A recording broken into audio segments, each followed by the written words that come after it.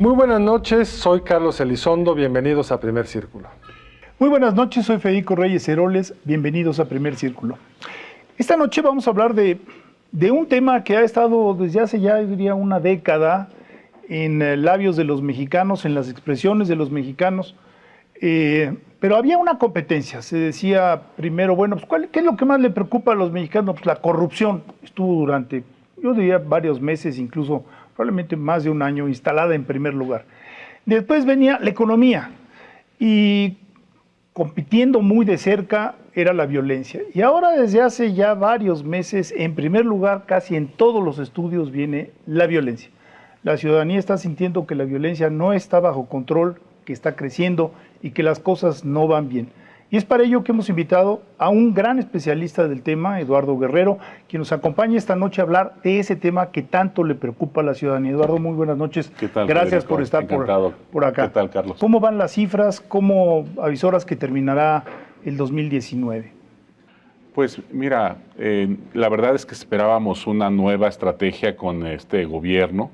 Ya estamos por cumplir el año y no vemos realmente, más allá de la construcción de una Guardia Nacional que apenas está empezando a mostrar, digamos, músculo en algunos lugares y acciones que tienen que ver sobre todo con inteligencia financiera, congelamiento de algunas cuentas,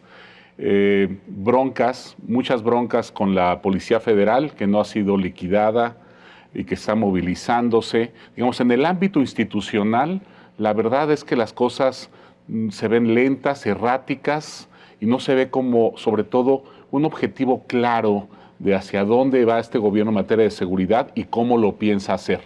Por el otro lado, por el lado criminal, pues vemos gran dinamismo, vemos a Cártel Jalisco Nueva Generación extendiéndose, vemos las cifras de ejecuciones con un progresivo aumento. ¿A qué nivel estamos comparado con el pasado? Pues estamos en el nivel más alto. Justo hace unas horas recibí las cifras de ejecuciones de octubre, 2.206 ejecuciones, lo cual es la cifra mensual de ejecuciones más alta desde enero de 2007. O sea, desde que hay registro desde que se registra, no es que estuviera peor antes. Desde que se registra este número, es el 2007, es la peor de todas las mediciones. Así es, que son homicidios vinculados al crimen organizado, ¿no? Son cierto tipo de homicidios que presentan características únicas, uso de armas largas, cierto tipo de vehículos, se dejan mensajes. Rituales de ejecución, ¿no? Incluso, ¿no? Sí, mira, los periodistas tienen ya muy internalizado esto, porque un periodista cuando va a Chihuahua y ve cierto tipo de crimen, no pone asesinato, pone ejecución. El asesinato tiene que ver con otro tipo de los homicidios fenómeno. En general también están en niveles muy altos. También, aunque ahí hay una como especie de estabilización. O sea, no hay un crecimiento, al menos con las cifras que tenemos del Secretariado Ejecutivo, no las del INEGI, sino las del Secretariado Ejecutivo de los últimos meses. Hay una especie de estabilización a niveles muy altos. Pero mi cifra de octubre, a diferencia de la cifra de octubre de homicidios, tiene un aumento del 10.2%. Ese aumento no se registra en los homicidios en las cifras oficiales. Extraño porque hay una correlación importante entre homicidios y ejecuciones, pero sí nos quiere decir que este componente, digamos, de crimen organizado en la esfera de los homicidios es cada vez más importante. Alrededor del 70%, Carlos, de los homicidios en México, homicidios dolosos, están vinculados con el crimen organizado. 70%. No nos matamos mucho entre nosotros por pleito y esas cosas, sino hay grupos organizados que por la razón que sea matan. Exactamente, son milicias, grupos armados con un objetivo, con un armamento cuasi militar o militar que están matando gente. Tú me corregirás, pero hace relativamente pocos años era 50-50, lo cual ya era gravísimo, pero 70-30... Ha ido aumentando el componente de crimen organizado. Y regionalmente también hay malas noticias, ¿no? Se ha expandido el problema, porque en el pico del 11 se concentraba en 4 estados, algo así, ¿no? Lo que ha sido muy triste en los últimos meses es que lugares como Tijuana, que habíamos logrado aplacar, ya es ahorita la ciudad más violenta del país. ¿Otra vez? Sí, otra vez, desde hace 3 meses. Ahorita vi las cifras que me dieron estatales. Baja California tiene 208 ejecuciones, de las cuales creo que 190 son de Tijuana. ¿Cuáles otras partes se han deteriorado? Ciudad Juárez, que también ya habíamos logrado medio controlarla, otra vez se disparó. Tenemos enormes problemas, obviamente, en Michoacán. Ustedes están muy enterados por todo lo que aparece en los diversos municipios. Es una violencia muy dispersa en unos 10 municipios que tiene que ver con todo este problema que hay entre grupos que se están peleando para ofrecerle protección a los aguacateros, a los limoneros, y se están peleando entre ellos, ¿no? Guerrero sigue siendo muy violento. Acapulco ya no es el más violento, porque ahora es Tijuana, pero es el segundo o tercer más violenta ciudad del país. Y tenemos a Veracruz también con problemas muy graves de seguridad. Morelos también ha repuntado recientemente frente a la administración anterior. El centro del país, en la Ciudad de México, también ha habido un repunte de homicidios vinculados con el crimen organizado. Esto es un tanto excepcional, porque la Ciudad de México típicamente tenía estos números a la baja y ha aumentado tiene que ver mucho con una contaminación del problema de Morelos y del Estado de México en la Ciudad de México. Los números están muy mal. Si fuéramos a otros delitos, extorsión, que son muy difíciles de medir, pero también se ha deteriorado. Sí, lo que está vinculado con crimen organizado va a la alza. Lo único, digamos, en donde hay una gran polémica es en el tema del robo de combustible, ¿no? Que ahí hay cifras, pues parecen muy alegres del presidente, de una erradicación del 95%. 94%, pero parece que, según las propias cifras oficiales, es de alrededor del 40%, aunque lo más extraño de todo, como han dicho varios periodistas, es que no ha aumentado la venta de gasolina por parte de Eso Pemex. y los agujeros que hacen, el reporte de agujeros en ductos es muy parecido que el año anterior. Entonces, claramente no queda muy claro. A mí me gustaría retomar algo de lo de la estrategia, porque tú lo dijiste de manera muy clara. Estábamos esperando que esta nueva estrategia tuviera algún resultado favorable. Creo que todos lo queremos, nadie quiere que la estrategia falle. Sin embargo, no hay elementos ahorita, salvo algunas intervenciones de la Guardia Nacional que han sido muy afortunadas, para decir que ya hubo un punto de inflexión, como lo dijo el secretario de Seguridad. Pero además de esto, hubo en las últimas semanas, meses de este año, un recorte muy significativo a las policías estatales y municipales. Es decir, ya entendemos que la apuesta no son ellas, pero recortarles pareciera un contrasentido, ¿no? Cuando vemos que la violencia sigue en aumento, ¿no? Y en el gobierno federal hay un tremendo recelo contra las policías en general, municipales, estatales, la federal, y me parece que esos recortes seguramente se van a terminar dirigiendo a fortalecer a la Guardia, que es ahorita la prioridad del presidente. Han tenido muchísimos problemas para reclutar gente. Pero no sorprendente, digamos, son procesos siempre largos y complicados, se los quiere hacer bien. Eran muy alegres las cifras originales, que todavía la semana pasada creo que el secretario de Seguridad Pública da unos números que nadie dentro de los que siguen esto le creen. Y porque también la oferta salarial parece que es muy baja. Si tú ofrecieras mejores salarios... Más hay otro problema, creo, ¿no? Porque la Policía Federal invitó a los mexicanos que quisieran combatir la seguridad con un paquete de prestaciones, de carrera, y un buen día llegó un nuevo gobierno y dijo, pues muchas gracias, ya no.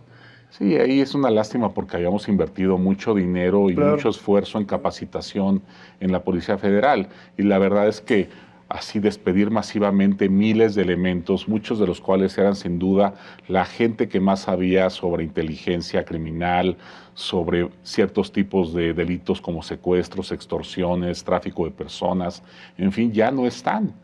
Y digo, no quiero sonar demasiado alarmista, pero sin duda un pequeño porcentaje de estos muy capacitados policías federales están siendo invitados seguramente por organizaciones criminales para unirse o para apoyarlas en algunos tipos de acciones, ¿no? Realmente, fíjate que lo más alarmante y lo más triste de todo, creo que es el hecho de que no hay como una línea estratégica. O sea, no, por ejemplo, el despliegue de la Guardia. ¿Con qué criterios se está desplegando la Guardia? Si cruzamos por violencia, no hay tal correlación. ¿Qué es eso de cruzar con violencia? O sea, si las entidades más violentas, están colocando más guardias donde hay más violencia, no. Donde hay más población, tampoco. Donde el territorio es más grande, tampoco. Entonces, ¿cómo es el azar? Entonces parecería como algo muy aleatorio, exacto, muy azaroso y muy inercial, que tiene que ver con gente donde ya tenían, por ejemplo, militares en cuarteles, y ahora los militares están por medio de oficios de comisión, pasándolos a la Guardia Nacional.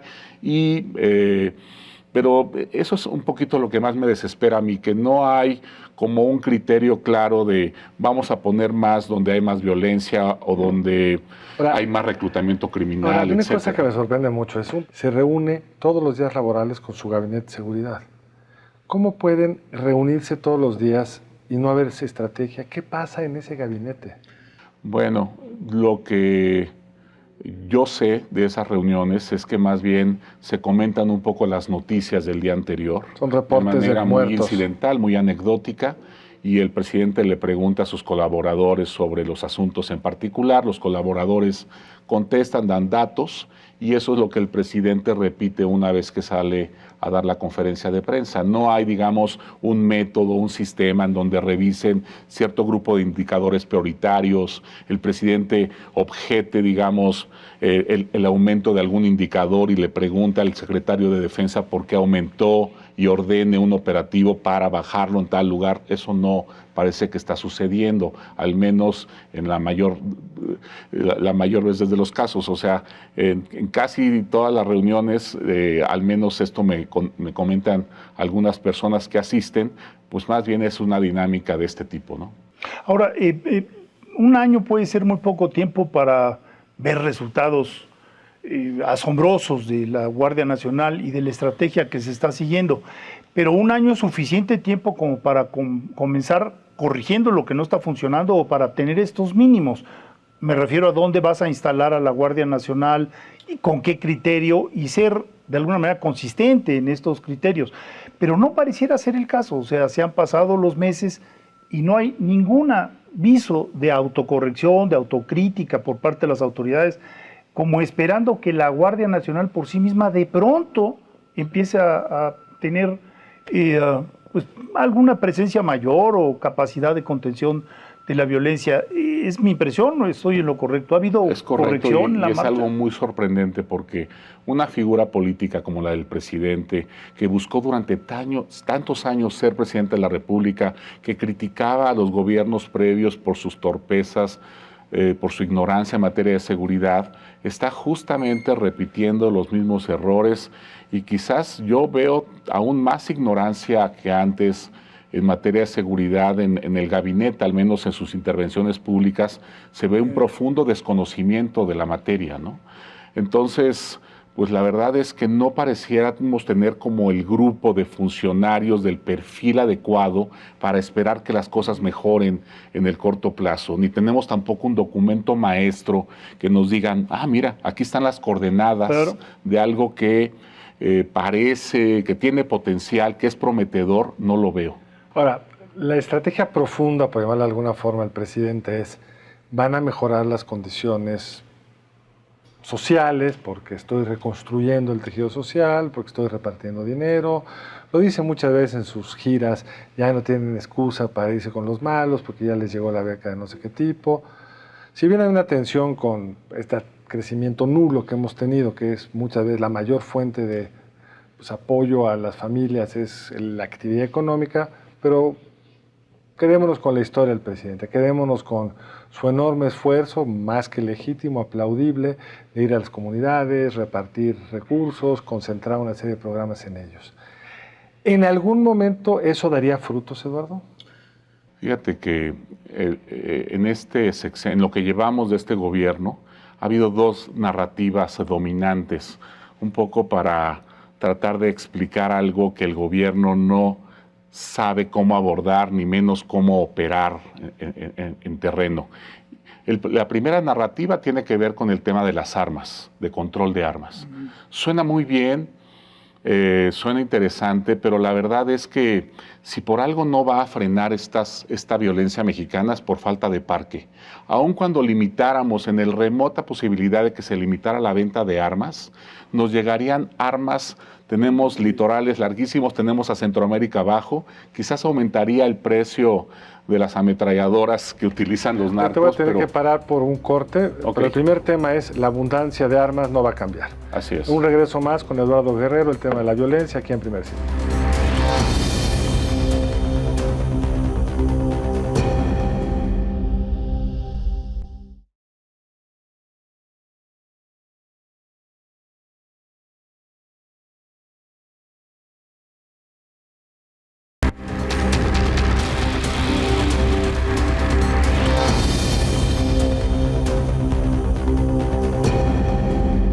Estamos de regreso aquí en Primer Círculo y estamos hablando con Eduardo Guerrero sobre los problemas de violencia y nos quedamos antes del corte, Eduardo, en la segunda narrativa. Es decir, la pregunta, como la estrategia que uno puede decir de fondo del presidente López Obrador es si mejora las condiciones sociales, si se reparte dinero a las madres, a los pensionados, a los jóvenes, a los niños, a todo el mundo, esto debería de cambiar.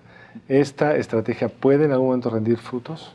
Pues mira, yo creo que justo estas narrativas, como las llamé hace rato, tienen que ver con una manera como de justificar las cosas cuando las cosas no te salen bien. Y generalmente le atribuyes causas externas, exógenas al problema que tú no puedes resolver, ¿no? En el caso que mencionaba en el primer ejemplo son las armas, las de los que gringos. vienen de Estados Unidos, ¿no? Que aparte nos encanta culpar a los gringos de todo lo que nos pasa acá. Luego en este caso, pues también tiene que ver la desigualdad, la pobreza, que son lastres, ¿no?, ancestrales que tenemos los mexicanos, y pues obviamente un presidente no puede cambiarlos de la noche a la mañana, y pues es por eso también que estamos tan mal. La verdad es que si nos esperamos a que México mejore en términos de igualdad o abatamos la pobreza de manera significativa, pues se nos van a ir otros 30 años de violencia, ¿no? Mira, el presidente, sus programas sociales pueden tener un impacto, pero en eso que llamamos delincuencia común. ¿Cuál es eso? Son los delitos de la calle, digamos. El robo del automóvil, que justamente está bajando. Ahí a lo mejor sí hay un impacto, porque tanto en cifras oficiales como las compañías de seguros de automovilistas confirman la tendencia a la baja en robo de automóvil. El tema de robo a transeúnte, de asalto a casa habitación, ese tipo de robos y de incidentes sí pueden ser abatidos con programas sociales para pandillas de barrio, digamos, delincuentes de calle, que por alguna razón pues tienen cero oportunidades, no tienen ceros ingresos, y una bequita o una oportunidad de trabajo productivo los puede, digamos, canalizar por otra parte, ¿no? Pero no es el caso de los criminales profesionales.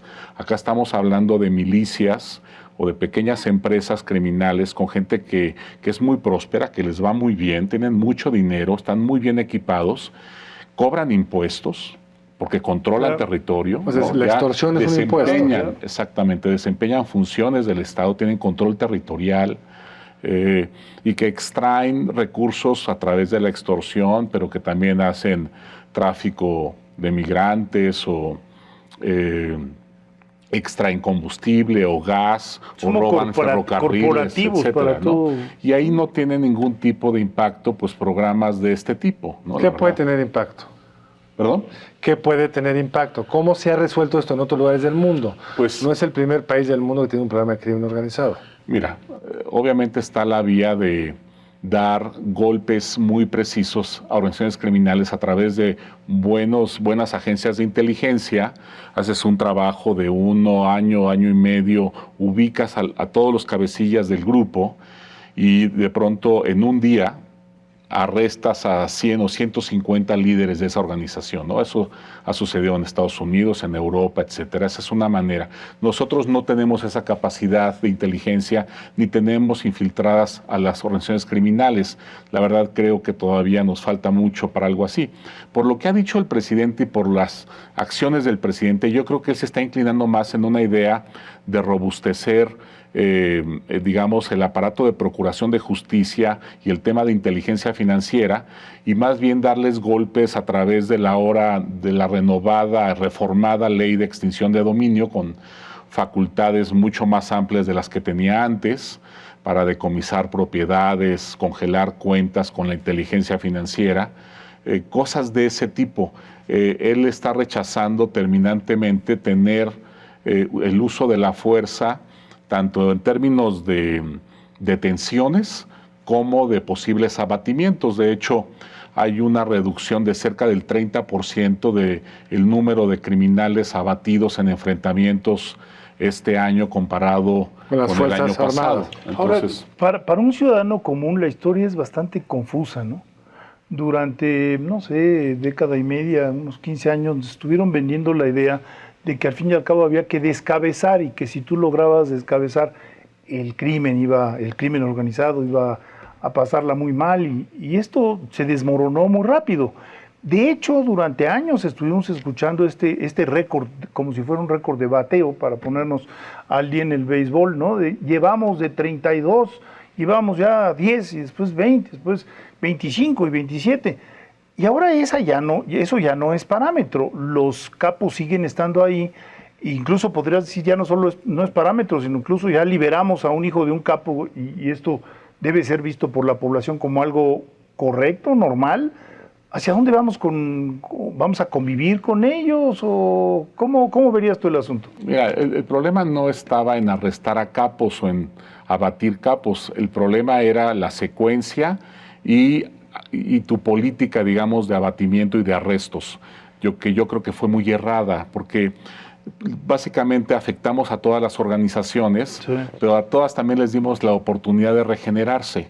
Lo que recomiendan las mejores prácticas es que te concentres en una sola organización, la más dañina, y le des con toda la capacidad del Estado, concentres ahí tus capacidades, la desmanteles por completo, sin posibilidad de que pueda regenerarse, y continúes con la segunda más dañina. Eso crea un incentivo, digamos, para que las organizaciones bajen el daño que causan, secuestren menos, maten menos, extorsionen menos. Pero nosotros no hicimos nada así. En México realmente esta política era un tanto aleatoria, tenía que ver muchas veces con detenciones o abatimientos cuando agarrábamos a los delincuentes infraganti, ¿no? No a través de un trabajo de investigación, de inteligencia, etcétera. Y tampoco nunca arrestamos a una cúpula criminal completa, siempre eran miembros destacados, sí, muy visibles públicamente. Entonces la verdad es que no hemos tenido capacidad para... Al contrario, se multiplicaron los interlocutores del crimen, ¿no? En muchas pues sí, zonas. Imagínate, en el corte del mes pasado que hacemos en la Lantia trimestral, estamos ahorita en 227 organizaciones criminales en el país. ¿Cuántas había hace un año? Como dos, o sea, siempre se mueve alrededor de 240, poquito más, poquito menos. O sea, ha estado bastante estable ese número. ¿Desde hace mucho rato? Desde hace como 4 o 5 años. ¿Y antes de la estrategia de Calderón? Ahí es que ese conteo antes de Calderón no lo teníamos, pero empezamos a tener, digamos, en el conteo que tenía yo, el primer corte que yo hice alrededor de 2010 eran 140, 150 y después crecieron hasta 240, que más o menos es lo que tenemos ahorita. Ahora, hay de unas a otras. Hay unas medianas y hay otras que han ido creciendo y sofisticando. Sí, estas yo les llamo mafias porque venden protección, se dedican intensivamente a la extorsión presencial. Hay cárteles, hay 2 muy grandes que se dedican sobre todo a la exportación de drogas a Estados Unidos y el cártel Jalisco es muy diversificado en contraste con Sinaloa, en donde digamos, se privilegia mucho la exportación de droga. El cártel Jalisco sí está muy metido en el huachicol, está muy metido en la extorsión, en muchos otros delitos, y tiene una lógica muy expansiva. Yo diría que ha sido como el perfecto sustituto de lo que fueron en algún momento los Zetas. ¿Y cómo ves el año entrante en este panorama pues, tan triste? Mira, no maten al mensajero, uno lo que hace es tratar de explicar cómo estamos. A mí me gustaría siempre dar una nota optimista.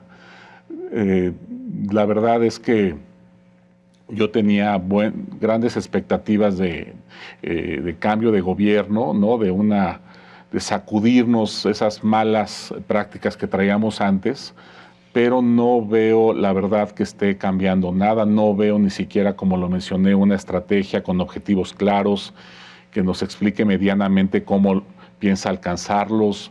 No veo tampoco al personal, digamos, a un grupo de altos funcionarios con los perfiles adecuados para conducir esta estrategia.